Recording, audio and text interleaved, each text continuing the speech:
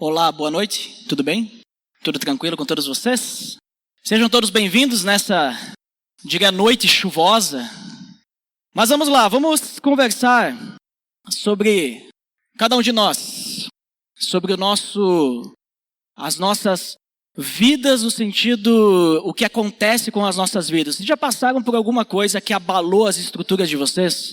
Alguma situação, algum momento, algo assim que virou a vida de vocês pelo avesso, né? Vocês tiveram a vida virada de cabeça para baixo, assim. Pode ter sido alguma coisa familiar, pode ter sido alguma coisa no trabalho de vocês, não sei. Pode ter sido uma doença, um acidente que apareceu com vocês ou com um familiar. E aí, vocês tiveram que mudar toda a rotina de vocês. Talvez, você pode até estar passando por isso agora, né? Teve que mudar toda a rotina em virtude de algo que apareceu. Já passaram por isso? Ou daqui a pouco estão até passando, né? E normalmente, isso é algo ruim, né? A gente pensou ali, eu citei, né? E fiz vocês pensarem, né? Quer ver? É como que a gente consegue fazer, como eu consigo fazer vocês pensar? Não pensa num limão agora. Não sei, talvez alguns eu consegui fazer pensar no limão, e outros não, né? Quem controla bem a sua mente não pensou, ou está pensando agora. Eu não vou pensar no limão, eu não vou pensar naquele limão verde, redondinho, ou, né? Mas tudo bem. Às vezes a gente pensa em coisa ruim, que transforma as nossas vidas, mas também tem coisas boas que transformam as nossas vidas, não concordam? Tem coisas boas que aparecem, muitas vezes uma oportunidade, né? Pode ter sido uma promoção no trabalho, uma decisão que a gente tomou, e aí mudou totalmente a nossa rotina. Pode ter sido, por exemplo, um casamento.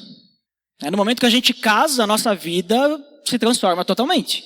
Aquilo que a gente vivia antes, a gente não vive mais agora. Não é verdade? Vivia lá com a casa dos pais, casei, saí de casa, já não é mais a mesma coisa, mudou totalmente, a gente tem que se adaptar. A vinda de um bebê também muda toda a rotina da família. Então são coisas que acontecem na nossa vida, e para o bem ou para o mal, elas transformam o jeito que a gente vive, transformam a nossa rotina, transformam as nossas vidas, elas fazem a gente se mexer, tiram a gente da zona de conforto, né? E em casos negativos, nos tiram até mesmo a paz. A gente fica aflito, ansioso, não sabe o que vai acontecer. Mas tem algo que deveria transformar totalmente a nossa vida, e dependendo como que nós se relacionamos com esse algo, não transforma totalmente, porque a gente não deixa transformar, né? Então tem algo que deveria nos transformar totalmente, mas a gente é resistente a essa transformação. A gente não quer, a gente quer ficar igual. A gente quer continuar na nossa zona de conforto. Então, abra sua Bíblia em Lucas capítulo 9, versículos 57 ao 62, nós vamos ler. Lucas 9, 57 ao 62. Diz assim: quando andavam pelo caminho, um homem lhe disse: eu te seguirei por onde quer que fores. Jesus respondeu: as raposas têm suas tocas e as aves do céu têm seus ninhos, mas o filho do homem não tem onde repousar a cabeça. A outro disse: siga-me. Mas o homem respondeu: Senhor, deixa-me ir primeiro sepultar meu pai. Jesus lhe disse: deixe que os mortos sepultem os seus próprios mortos. Você, porém, vá e proclame o reino de Deus. Ainda outro disse: vou seguir-te, Senhor, mas deixa-me primeiro voltar e despedir-me da minha família. Jesus respondeu: ninguém que põe a mão no arado e olha para trás é apto para o reino de Deus. Vamos orar então? Pai amado, em nome do teu filho Jesus, te agradeço, Senhor, porque tu és maravilhoso e grandioso, e o Senhor faz grandes transformações em nossas vidas, Pai. Te peço, Deus, que o Senhor possa nos orientar hoje, segundo a tua palavra, e nos mostrar qual transformação o Senhor quer para nós. Como que o Senhor quer nos transformar, Pai? Em nome de Jesus que eu oro. Amém. Então, só para a gente entender um pouquinho o contexto dessa passagem. Então, Jesus, ele estava indo em direção a Jerusalém. Ele sabia que a sogra estava chegando, então ele já estava indo para Jerusalém. E nessa caminhada, ele passou por um povoado samaritano, e ele enviou os seus discípulos à frente para entrar naquele povoado samaritano, e eles não foram bem recebidos lá. E aí eles voltaram para Jesus e disseram: nós não fomos bem recebidos nesse povoado. Daí Jesus diz: não, nós vamos para o próximo então. Até nesse momento que surgem os Boanerges, já ouviram falar? os irmãos, os filhos do trovão, né? João e Tiago, está ali no versículo 54, Tiago e João, eles perguntam, Senhor, eles não quiseram receber a gente lá? Vamos fazer com que caia então fogo do céu nessa cidade, né? A mentalidade dos irmãos, né? Aí Jesus dá uma acalmada na situação, não é bem assim, não é por aí, calma. Mas então eles estão indo agora em direção a outro povoado, né? Jesus, ele estava na sua jornada. Interessante que logo depois, no capítulo 10, o texto, né? O trecho conhecido que Jesus vai mandar os 70 discípulos de 2 em 2 em povoados, né? Manda eles irem à frente. É que nem se a gente, por exemplo, fosse a Porto Alegre, fôssemos a pé, sei lá, e a gente mandasse, vão alguns à frente aí nas cidades, né? Vai alguém ali em Garibaldi, outro em Barbosa, vai indo à frente, entra na cidade e vê se alguém nos recebe lá, para a gente poder ter um lugar para repousar, para descansar e tudo mais, né? Então essa que era a ideia de enviar os discípulos à frente. E aí então Jesus ele está nessa caminhada, ele está nessa peregrinação até Jerusalém. Ele está andando no caminho, o caminho é público, então várias pessoas estão ali ao redor. Pessoas seguindo a Jesus, pessoas que viram ele passando e começam a segui-lo, pessoas que estão à beira do caminho e pessoas que estão fazendo o mesmo caminho que Jesus. Não estão junto com Jesus, mas estão fazendo indo para o mesmo lugar, ou simplesmente usando a mesma estrada. E chega um homem então e diz para Jesus, eu te seguirei por onde quer que fores. Esse homem, talvez ele entendia quem Jesus era, talvez não temos muitos detalhes. Mas ele, de forma impulsiva, ele chega para Jesus, onde tu for, eu vou, né? Eu vou te seguir qualquer lugar. Ele não estava medindo consequências, né? Inclusive, eu acho que ele nem entendia as consequências de seguir a Jesus. O que isso significava? E aí Jesus responde, as raposas têm suas tocas, as aves do céu têm seus ninhos, mas o filho do homem não tem onde repousar a cabeça. É interessante esse termo filho do homem que Jesus usa, ele usou mais de 80 vezes, termo que ele gostava de utilizar, e era uma referência ao seu título messiânico, simbolizando a humildade dele e a humanidade, né? Filho do homem, mostrando que ele era homem. Há algumas interpretações também que ligam com o que Daniel fala no capítulo 7, versículos 13 e 14, se vocês estiverem anotando aí, que lá, quando Daniel fala sobre o Filho do Homem, ele está falando da glória eterna, né, do Messias. Então Jesus usava bastante esse termo. E na sua peregrinação, Jesus não tinha casa. Ele não tinha onde repousar a cabeça. Ele dependia do acolhimento dos outros. Jesus não tinha dinheiro para ficar pagando em hotel, pousada e tal, né? Não tinha. Se alguém desse lugar para ele ficar, ele ficava. Se não desse, ele ia dormir na estrada, na praça, ao relento, montar acampamento, né? Que ele não tinha lugar. E se a gente for analisar bem a história de Jesus, desde o início, quando ele nasceu, ele também não tinha onde ficar, né? Ele foi colocado numa manjedoura, nem cama ele tinha, né? Foi colocado numa manjedoura, não tinha nem onde ficar quando nasceu. Então, Jesus, ele começa a falar para esse homem que seguir a ele não é uma garantia de conforto e prosperidade financeira. Seguir a Jesus não nos garante essas coisas. Seguir a Cristo é negar esse conforto e depender totalmente do Pai. É depender dele, do sustento de nosso Deus. É confiar que Ele vai suprir as nossas necessidades. É saber que até mesmo aquele salário que a gente recebe no final do mês, sabe? Que a gente trabalhou tão duro para receber esse salário, até esse salário, ele vem de Deus. Porque é Ele que nos sustenta, é uma provisão dele. Eu lembro daquele texto de Mateus, capítulo 6, versículo 33, que diz assim, busquem, pois, em primeiro lugar o reino de Deus e a sua justiça, e todas essas coisas lhes serão acrescentadas. Todas essas coisas é o quê? É tudo o que eu quiser? Não. Todas essas coisas que ele está falando nesse texto, no contexto, né? Logo antes, ele diz, não se preocupem com o que comer, beber e vestir. Então ele está falando disso. Todas essas coisas, comer, beber e vestir. Então busquem em primeiro lugar o reino de Deus e a sua justiça, e todas essas coisas lhes serão acrescentadas. Acho que está o 34 ali? Era o 33? Eu falei 34? Não, eu falei 33? Ah, tá, desculpe. Então, Jesus, ele está dando essa direção para esse homem. Querido, legal que tu quer me seguir, mas tu sabe que aquilo que tu espera de mim, talvez não seja bem o que eu vou te entregar, né? Acho que semana passada o Edgar comentou, né, sobre que eles esperavam que o Messias fosse um libertador político, né, que ia libertar eles de Roma. Talvez esse homem também estivesse esperando isso, né? Nossa, eu vou estar com o grandão aí, eu vou estar com o rei. E aí Jesus diz o quê? Não é bem assim, acho que tu não entendeu muito bem. E aí vem o segundo. A outro disse, interessante que o primeiro chega e diz para Jesus, eu vou te seguir. Aí o segundo, daqui a pouco, estava ali do lado, né? Acompanhando ali de canto, não sei, né? Não especifica também se essas coisas acontecem uma atrás da outra, né?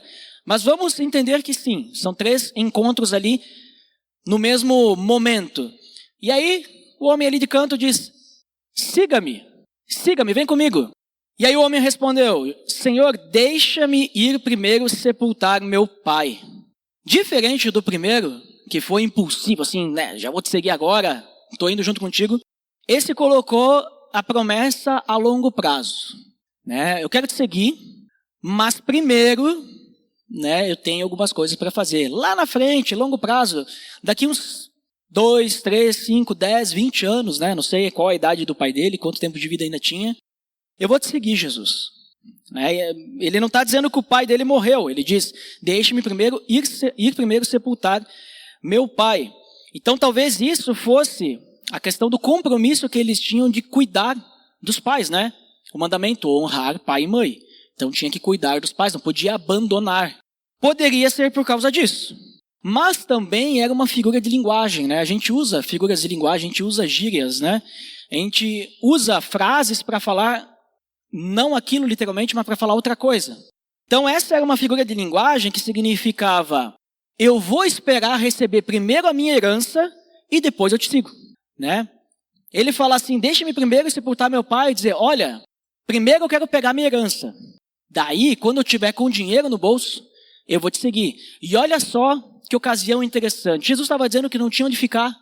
Ou seja, Jesus está precisando de patrocinador, né?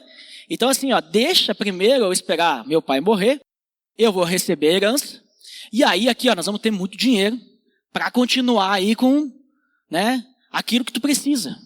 Aí eu vou abençoar o teu ministério, mas não agora. Me dá um tempo. Lá na frente, eu te abençoo, né? Eu te sigo, eu vou estar contigo, mas não agora. Então percebe que ele deixa lá para frente, né?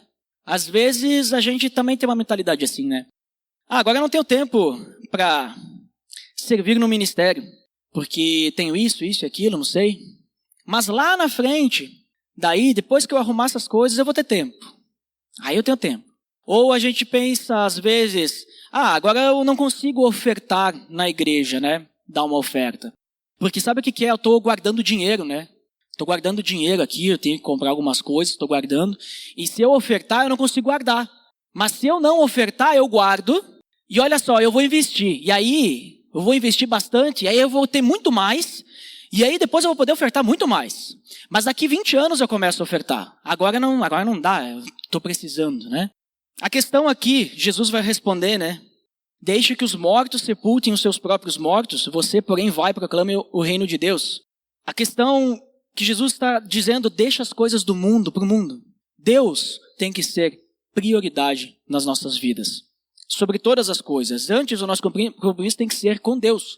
O mundo e os mortos, né, que ele fala, deixa os mortos sepultar os próprios mortos. Ele não está falando de morto-vivo, de zumbi que vai... A pessoa vai chegar lá no cemitério, vai sair o morto da cova, vai enterrar o outro morto, depois vai ser... Não é isso que ele está falando, é literal. Ele está usando uma figura de linguagem também. Ele está dizendo, olha, as pessoas mortas espiritualmente cuidam das pessoas mortas espiritualmente. Deixa eles se entenderem. Você, porém, vá e proclame o reino de Deus. Então, deixa o mundo cuidar das coisas do mundo. Nós não podemos nos apegar ao que é terreno. Bem material, dinheiro, mas nós temos que nos apegar ao que é celestial. As coisas do alto, né? Colossenses fala isso, Colossenses 3:1, se eu não me engano. Pensem nas coisas do alto. Então, o nosso chamado, que nem Jesus diz no final, você, porém, vá e proclame o reino de Deus. O nosso chamado é para proclamar o reino de Deus. Isso tem que ser prioridade na nossa vida. né? Eu vou fazer um adendo, porque é importante a gente sempre explicar. Jesus não está dizendo que a gente tem que abandonar os nossos pais. Porque a gente pode entender, então, Jesus está dizendo isso, né? Se meu pai não é cristão, ele que fique lá com os não cristãos. Não, não é isso, gente. Mas só que muitas vezes a gente usa isso como desculpa. A gente usa desculpas para tudo, né? E muitas vezes isso também é. Sabe como é que é, né? Eu tenho que primeiro resolver alguns problemas com meus pais. Depois eu vou arrumar minha vida espiritual. Primeiro eu tenho que cuidar dos meus pais. Depois eu vou ter mais tempo, né? Começar a servir na igreja. Primeiro eu quero evangelizar meus pais. Depois eu vou evangelizar os outros. Porque eu quero evangelizar primeiro na minha família. Depois eu falo para as pessoas que estão sedentas ao meu redor, clamando pela palavra de Deus. Sabe como é que é? Meu pai, ele não é cristão. Então, fica complicado. Então, depois que ele se for, aí eu vou começar a falar do evangelho para as pessoas ao meu redor, né? Sabe como é que é, né? Ele não é cristão, daí ele fica meio brabo com isso, né? Essa questão de igreja, ele não entende. Isso tudo é desculpa. Isso tudo é desculpa. E o pior é que essas desculpas nós estamos dando para nós mesmos. Não é nem porque a gente fala para os outros, né? Mas a gente está dando essas desculpas para nós mesmos porque os maiores prejudicados em tudo isso somos nós. Porque somos nós que não vamos ter um relacionamento com Deus. Somos nós que não teremos um crescimento espiritual. E no fundo, a grande realidade é que a gente não quer seguir a Jesus. Porque ainda temos coisas nesse mundo que nos prendem, como esse homem. O que prendia ele era a herança do pai. Ou cuidar do pai. Isso prendia ele. Ele não conseguia se desvencilhar disso, né? Então, muitas vezes a gente não quer seguir Jesus ou segue pela metade por causa que a gente fica preso em coisas desse mundo. Pensa só esse homem, né, também. A gente pode até começar a dar desculpa por ele. Mas ele viveu tanto tempo. O pai dele está lá com uma doença. Ele está a ponto de morrer, vai dar 1 mês. O médico falou que ele tem de vida. Será que 1 mês não dá para segurar mais um pouquinho? Pois é, Jesus ele está indo em direção a Jerusalém e a gente sabe quando ele chegar em Jerusalém o que vai acontecer. Acho que não teria tempo para esse homem seguir a Jesus. Só se ele quisesse depois seguir a Jesus depois da sua morte. Seria tarde demais. Depois temos um outro homem. Então se a gente interpretar que é meio que ali no mesmo momento, né? Então talvez esse homem, o terceiro, estava meio que cuidando ali, né?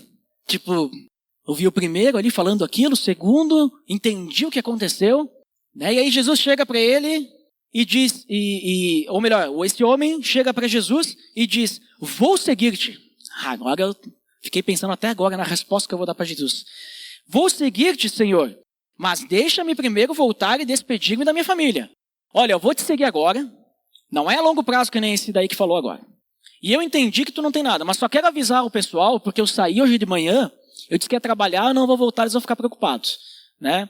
Já estou inventando talvez o que ele tinha, né? Pensado. Ou daqui a pouco ele tinha alguns problemas para resolver, queria arrumar as coisas, né? Deixar as coisas certinhas. Jesus respondeu, ninguém que põe a mão no arado e olha para trás é apto para o reino de Deus. Então talvez ele tenha ficado assustado com as outras respostas e disposto, ele queria ir se despedir de sua família. Só que Jesus disse que o que ficou para trás, ficou para trás. Passado é passado. Velha vida é velha vida. Ou tu estás comigo agora, ou tu não está. E aí Jesus ele faz essa ilustração do arado. Vocês já viram um arado? Já viu alguém? Quem nunca viu um arado, levanta a mão. Todo mundo viu um arado. Tá, então todo mundo é que nem eu aqui da colônia, né? São tudo colônia. Mas eu já vi um arado quando era bem pequeno. Então eu nunca coloquei a mão no arado, olha só. Porque se eu colocasse a mão no arado, o boi ia me levar embora. Não ia fazer diferença nenhuma, porque pelo meu peso e força, né, não ia dar certo. Né? Como vocês bem sabem, tu tem que ter uma certa força ali, né? Para controlar o arado, controlar o boi. Né? Tu controla com uma mão só. E tu tem que ficar cuidando como é que tá fazendo o sulco ali. Tem que ver quando tem pedra no caminho. Porque quando tiver uma pedra, vai travar, às vezes pode cair para o lado, e aí vai desviar o curso, tem que corrigir o curso. Então não é tão simples assim, né? É uma tarefa difícil, árdua, trabalhosa. Quem faz o maior trabalho é o animal que está na frente, mas A pessoa que está conduzindo precisa também ser atenciosa. E aí Jesus diz, ninguém que põe a mão no arado e olha para trás é apto para o reino de Deus. Ninguém que está fazendo esse serviço e olhar para trás é apto para o reino de Deus, porque não vai fazer o serviço bem feito. Então ninguém que quer seguir a Jesus e fica olhando para a sua velha vida, fica buscando as coisas antigas, fica correndo atrás daquilo que já passou, é apto porque não consegue olhar para Deus. Fica olhando sempre para trás. Não consegue evoluir, não evolui, não cresce. Por quê? Fica olhando para mágoas do passado, fica olhando para picuinhas, fica olhando para os seus problemas que tinha no passado, seja lá qual for, Fica olhando com aquilo que tem que resolver. Fica olhando com as oportunidades que perdeu. Fica olhando para as oportunidades que pode alcançar ainda, Fica olhando para tudo que não é Deus. Então, essa pessoa não é apta para o reino de Deus. O que ficou para trás, o que é passado, ficou para trás. Nós temos que começar agora. Nós temos que colocar a mão no arado, nós temos que seguir a Jesus agora. De uma forma simples a gente pode começar. A gente não precisa começar e achar que nós vamos ser perfeitos. Mas a gente pode começar de uma forma simples, mas com os olhos fixos em Jesus. Nós não podemos seguir a dois senhores. Vocês lembram do versículo, Nós não podemos seguir a dois senhores porque vai estar tudo errado. O chamado de Jesus é para abandonar tudo e seguir a Ele unicamente, com urgência. Porque, que nem a gente viu aqui nesse texto, quando Jesus chega em Jerusalém, dá uma semana ele está pendurado na cruz. Quando Jesus chega em uma semana, ele foi crucificado e ressuscitou. Então é urgente, se a gente deixar para amanhã Jesus pode voltar. E você está pronto para a volta de Jesus? Você está pronto para esse momento? Eu lembro dos discípulos, no capítulo 5, versículo 11, conta lá, nesse capítulo 5, conta a história da pesca milagrosa. Nós temos os discípulos lá, ou melhor, nem eram discípulos ainda, E aí Jesus chega para eles e diz, me sigam e eu farei vocês pescadores de homens. E o que eles fazem? E eles então arrastaram seus barcos para a praia, deixaram tudo e o seguiram. Aqui a gente tinha o Tiago, o João. O Tiago e o João estavam aqui. Esses dois aí que queriam jogar fogo nas cidades aí. Estavam aí nesses barcos. Eles saíram com o barco chegaram na praia com o barco carregado de peixe. Carregado. Valia uma fortuna aquela carga. Eles não chegaram para Jesus, beleza Jesus, só deixa a gente pegar isso aqui, vender tudo isso daqui e depois nós vamos te seguir. Beleza Jesus, só deixa a gente se despedir dos nossos pais e depois nós vamos seguir. Deixa só passar em casa, pegar minha mala e aí a gente vai te seguir. Eles abandonaram tudo e seguiram a Jesus. É isso que nós temos que fazer. Eu tenho 2 exemplos também de pessoas na Bíblia, de exemplos, um positivo, um negativo, de pessoas que seguiram a Jesus, ou melhor, uma pessoa que seguiu, uma pessoa que não seguiu. A primeira está em 2 Timóteo, abre a sua Bíblia aí. 2 Timóteo, capítulo 4, versículo 10. 2 Timóteo, capítulo 4, versículo 10. Pois Demas, amando este mundo, abandonou-me e foi para Tessalônica. Eu não preciso ler o resto, essa parte que precisamos. Paulo está preso, está mandando a carta a Timóteo, a última carta que Paulo envia na prisão, depois, pelo menos pela história, ele morre. E ele clama a Timóteo, venha logo ao meu encontro, porque o Demas, que estava aqui comigo, ele me abandonou. E me abandonou, sabe por quê? Porque ele amou o mundo.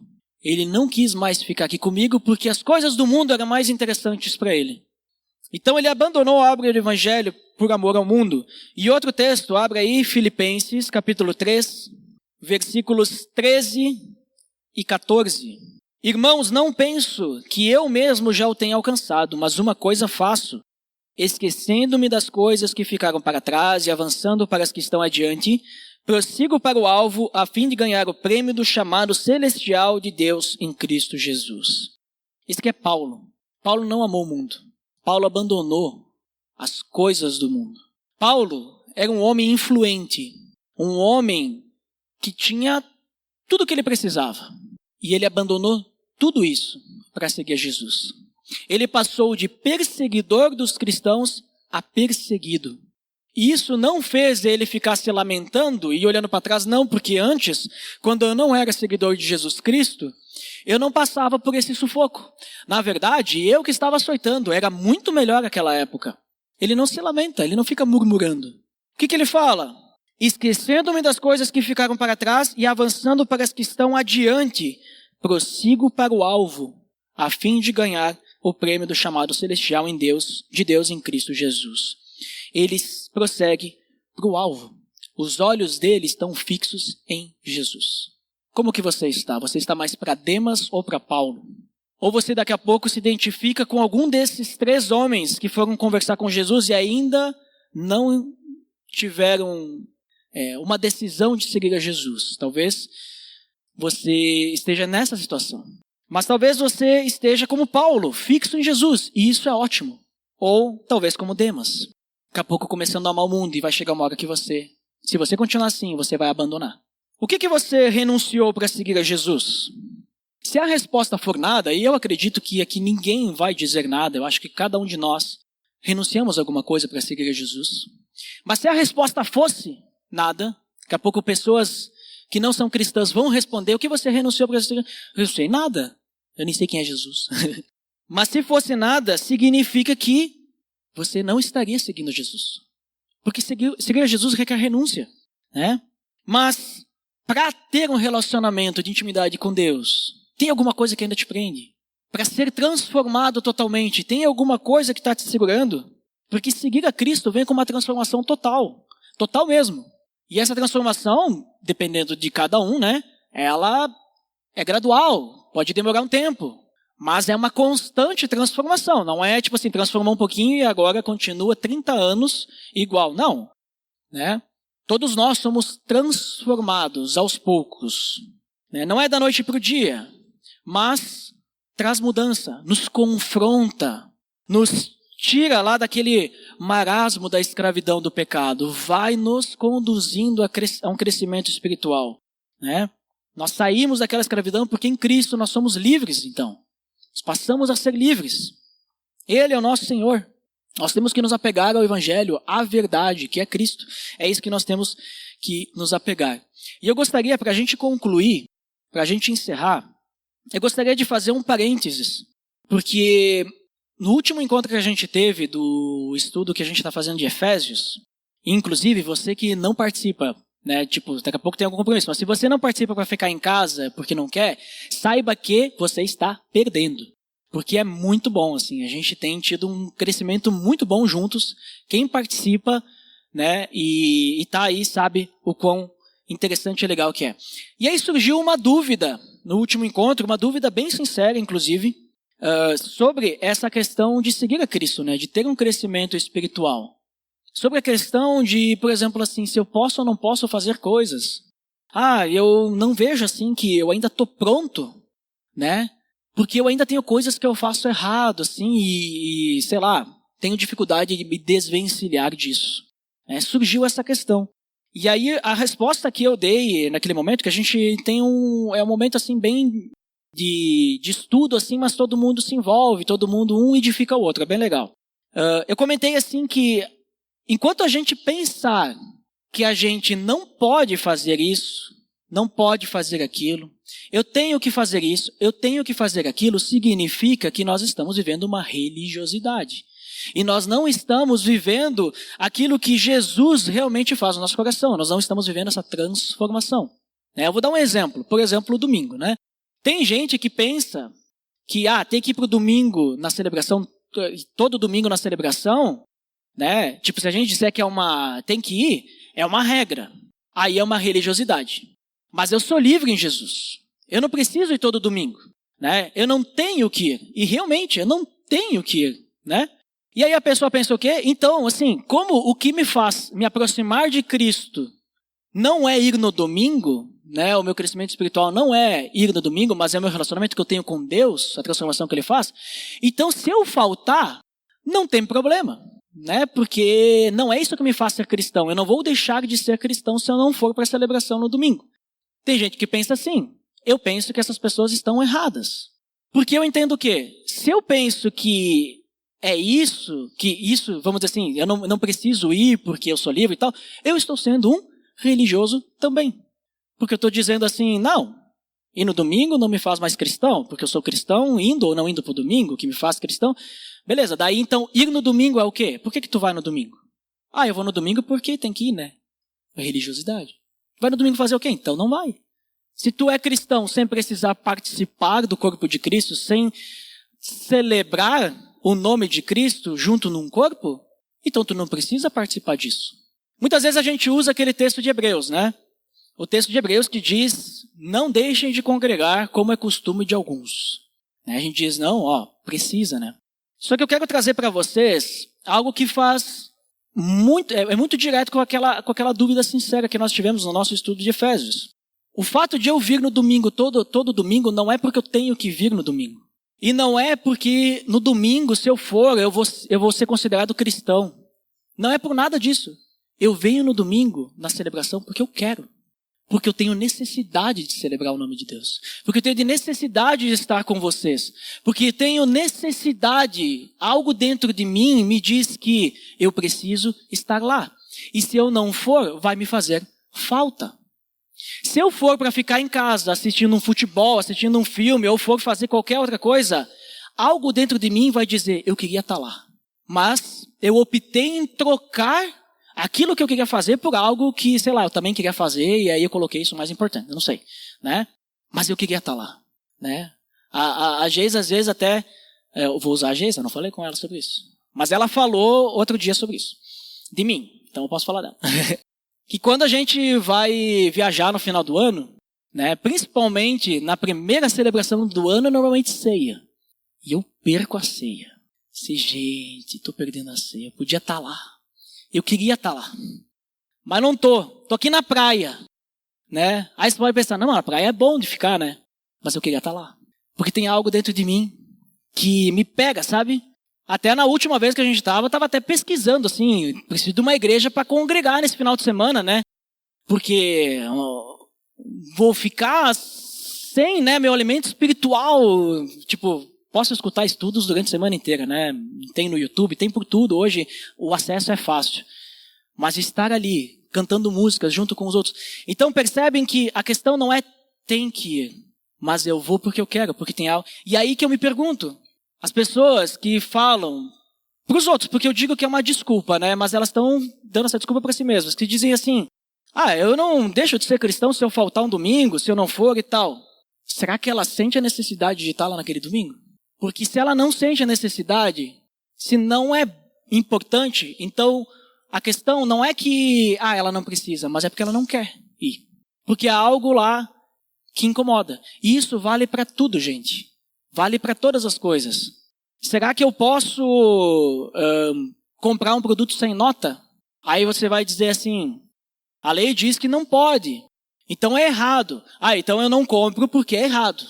Né? Mas aí eu ainda compro alguns produtos sem nota, então eu acho que eu não estou pronto ainda para ser cristão. Não, você vai ser cristão quando que você comprar um produto sem nota, aquilo te incomodar a tal ponto que você vai se arrepender e pedir perdão para Deus. Mesmo que você tenha comprado, mas você vai reconhecer que aquilo foi um pecado. Você errou, comprou, mas aquilo te incomoda. E não é porque alguém disse para você que aquilo não pode ser feito porque é pecado. Não é por causa disso.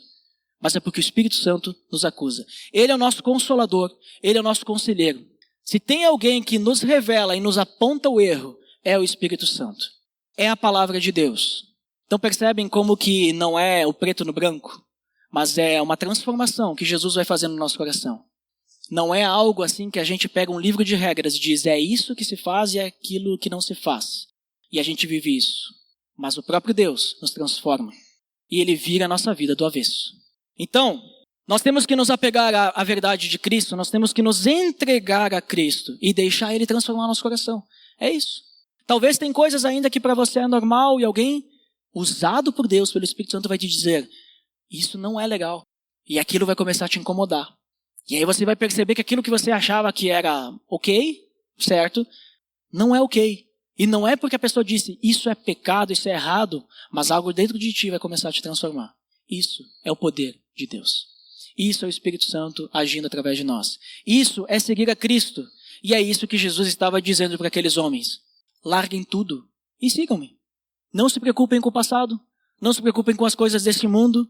E não esperem prosperidade comigo. Vocês têm que proclamar o reino de Deus.